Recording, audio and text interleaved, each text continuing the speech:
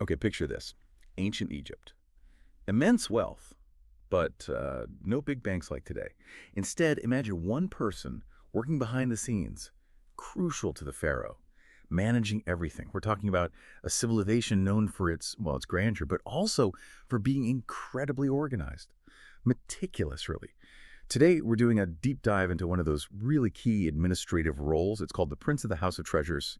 In Arabic, that's Oti Eskisis Amir Beit al-Tharawat, sometimes also overseer of the two houses of treasures, Nasir Beit al-Tharawat. Intriguing titles, right? Absolutely. And our mission today is to really unpack what that role meant. How vital was it? We'll look at when it existed, what they actually did, the responsibilities, and we'll bring it to life a bit. Talk about some of the actual people who held the title. We want to connect all that to the bigger picture of Egyptian history, all based on our source material for today, which is Right. So this is your chance, listening in, to get a real handle on a job that was, frankly, fundamental to how one of history's greatest empires actually worked day to day. Let's get into it. So this Prince of the House of Treasures, what's the first thing that jumps out about it? When does it first, appear on the scene? Well, the sheer age of it is pretty striking. We know this role goes back to the Old Kingdom. That's about, 4,700 years ago, give or take. And what's really interesting is how it pops up again, importantly, in the New Kingdom, maybe 3,000 years ago. So it clearly had staying power. It wasn't just a flash in the pan. Look at the long history. Yeah. Yeah, that really says something. And you mentioned evidence. I understand the earliest actual proof we have is from the Fourth Dynasty. That's right. The pyramid builders. And there was someone specific. Yes, an individual named Behernefer. Wow. So think about that. The person managing the resources, the wealth maybe, that built the pyramids, held this title. That connection is just huge. It really is. And fundamentally, their job, the Prince of the House of Treasures, was managing the royal palace's House of Treasures. But we need to be clear, this wasn't like a modern bank vault. Not at all. Okay, so more than just counting gold coins then. What was actually in this House of Treasures? Oh, much more. Yes. Precious metals, gold, silver, definitely. But also the king's personal jewelry.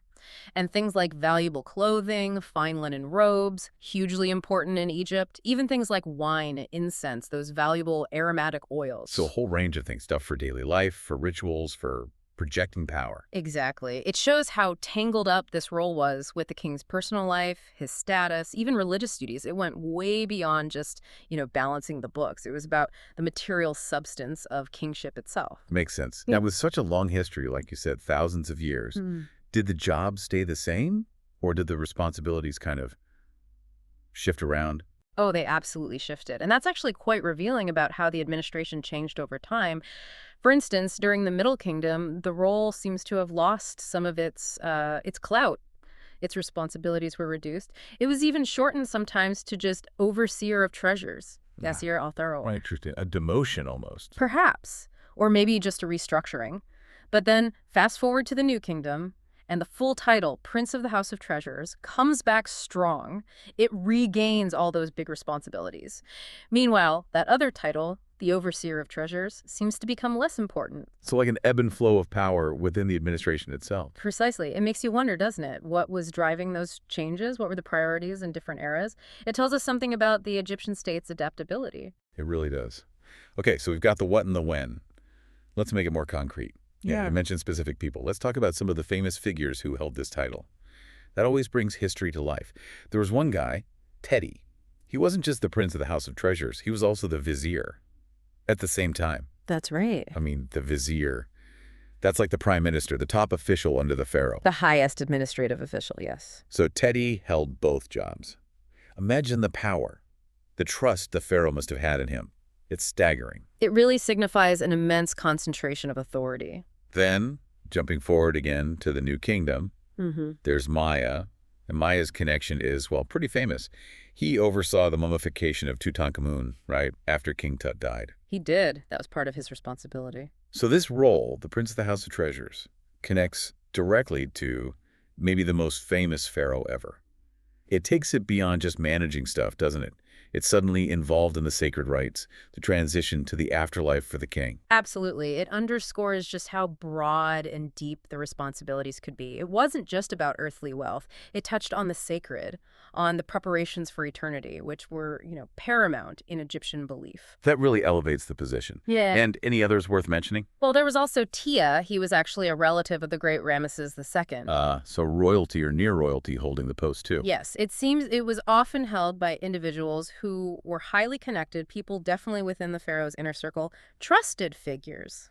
So high status, high trust individuals. Yeah. That makes sense given the access and responsibility. So when you pull it all together, what this deep dive shows, I think, is that this Prince of the House of Treasures wasn't just like an accountant. Far from it. They were really a central figure. Managing the material wealth, yes, but also aspects of ritual, all the things that propped up the pharaoh's power, and the role adapted over literally thousands of years. It's a great example of how administration, economy, and even religion were all woven together. Yeah, it gives you a really vivid picture of just how sophisticated the Egyptian administration was. I mean, managing royal linen and incense wasn't some minor task. It was a high-level job needing immense capability and trustworthiness. It shows how comprehensive their idea of state was. Which leads to a really interesting question for you, the listener, to maybe think about. What does this long history, these changing responsibilities for one specific role, what does it tell us about ancient Egypt's core values, their priorities? What does it suggest about that absolutely critical link they saw between wealth, power, and ritual?